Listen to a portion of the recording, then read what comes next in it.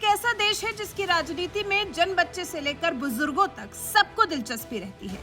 इस देश में कोई भी राजनीति पर अपने विचार रख लेता है और वैसे भी भारत एक लोकतांत्रिक देश है जहां सबको अपने विचार व्यक्त करने की पूरी आजादी है, वो भी चाहे कभी भी।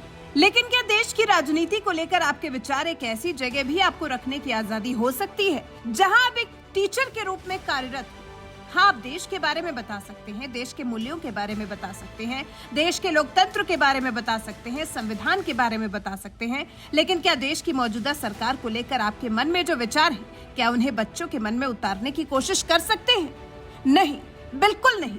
एक एकेडमी का, एक क्लासरूम का एक कोड ऑफ कंडक्ट होता है, एक डेकोरम होता है, जिसे बच्चों के साथ साथ टीचर को भी फॉलो करना पड़ता है। लेकिन करण सांगवान ने वो नहीं किया। जी वही अनअकैडमी के टीचर करण सांगवान क्लासरूम में देश की मौजूदा सरकार के लिए अपनी घृणा को लेकर आ गए, वायरल हो गए और फिर नौकरी से निकाल दिए गए। बात वही जो अभी कुछ दिन पहले तक केजरीवाल कर रहे थे। पीएम मोदी की डिग्री को लेकर, पीएम मोदी की पढ़ाई को लेकर, पीएम मोदी की क्वालिफिकेशन को लेकर केजरीवाल ने बहुत दिन हंगामा काटा, बहुत सवाल उछाले। पीएम मोदी पर उनकी एजुकेशन को लेकर कीचड़ भी खूब उछाला। लेकिन जब ये मामला शांत पड़ा तो करण सांगवान वायरल हो गए। बच्चों से कहते देखे गए कि बच्चों को अगली बार अपने लिए एक पढ़ी लिखी सरकार को ही चुनना चाहिए।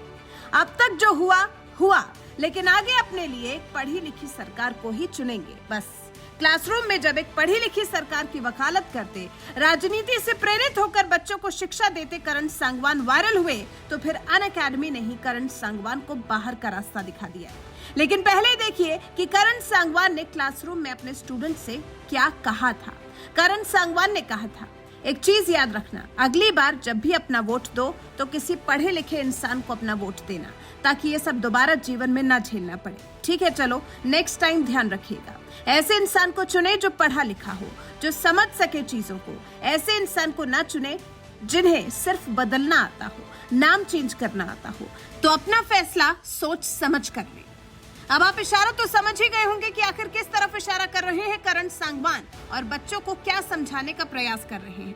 बस करण सांगवान का यही वीडियो सोशल मीडिया पर वायरल हुआ, जिस पर बवाल मचा है और फिर करण सांगवान को उनकी नौकरी से बर्खास्त कर दिया गया है। जिस पर अनअकैडमी से जब सवाल किया गया तो अनअकैडमी के सह संस्थापक रोमन सैनी का कहना था, हम एक एजुकेशन प्लेटफॉर्म है जो क्वालिटी एजुकेशन देने के लिए प्रतिबद्ध है और ऐसा करने के लिए हमने अपने सभी टीचर्स के लिए एक सख्त कोड ऑफ कंडक्ट लागू किया है, जिसका उद्देश्य ये सुनिश्चित करना है कि हमारे स्टूडेंट्स को बिना किसी पूर्वाग्रह के जानकारी मिले।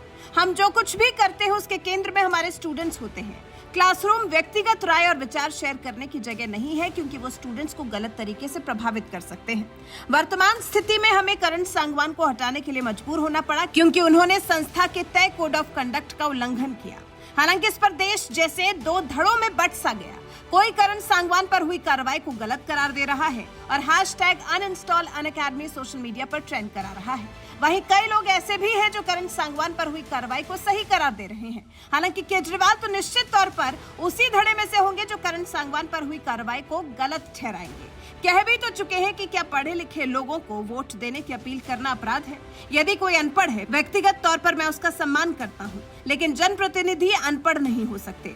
ये साइंस और टेक्नोलॉजी का जमाना है। 21वीं सदी के आधुनिक भारत का निर्माण अनपढ़ जनप्रतिनिधि कभी नहीं कर सकते। अच्छा, तो क्या केजरीवाल ने करण सांगवान की बातों को ठीक से सुना नहीं?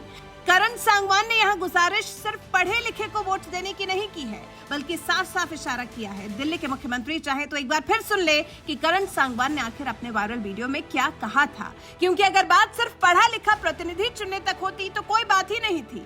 यहाँ तो सीधा सीधा बिना नाम लिए करण सांगवान ने देश की नरेंद्र मोदी सरकार पर ही हमला किया है, उसके खिलाफ ही स्टूडेंट्स को बरगलाने का प्रयास किया है। वैसे कांग्रेस प्रवक्ता सुप्रिया श्रीनेत ने भी इस मामले पर टिप्पणी की है। उन्होंने कहा है, जो लोग दबाव या धमकाने पर झुक जाते हैं वो कभी उन लोगों का भला नहीं कर सकते जो इस दुनिया में बाधाओं के खिलाफ खड़े हुए हैं। ऐसे रीढ़हीन और कमजोर लोगों को एजुकेशन प्लेटफॉर्म चलाते हुए देखकर दुख होता है। मतलब सुप्रिया श्रीनेत का कहना है कि अनअकैडमी मोदी सरकार के दबाव में आकर काम कर रही है और करण सांगवान को भी दबाव में आकर ही अकेडमी से बाहर किया गया है। हालांकि इस मामले पर अब लंबी राजनीति चलने वाली है। वैसे आपके लिए जानना भी जरूरी है कि करण सांगवान आखिर है कौन है करण सांगवान?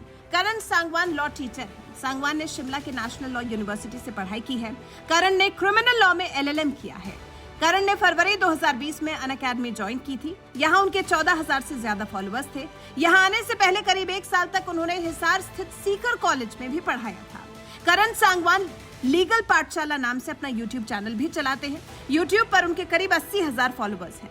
अब देखते हैं कि ये जो करण सांगवान को लेकर नया विवाद खड़ा हुआ है, जो एक छोटी सी क्लिप में व्यक्त किए गए उनके विचारों की वजह से उन्हें नौकरी से हाथ धोना पड़ा है। देखते हैं इस बारे में फुल फ्लेज तरीके से करण सांगवान अपना क्या पक्ष रखते हैं। बताया जा रहा है कि 19 अगस्त को इस मामले में करण सांगवान अपना पूरा पक्ष रखने वाले हैं। वैसे आप अनअकैडमी की तरफ से करण सांगवान पर की गई कार्रवाई पर, उस पर अरविंद केजरीवाल और कांग्रेस की सियासत पर, क्लासरूम में बच्चों को राजनीतिक पाठ पढ़ाने पर क्या कुछ कहना चाहेंगे? अपनी राय हमें कमेंट कर जरूर बताएं।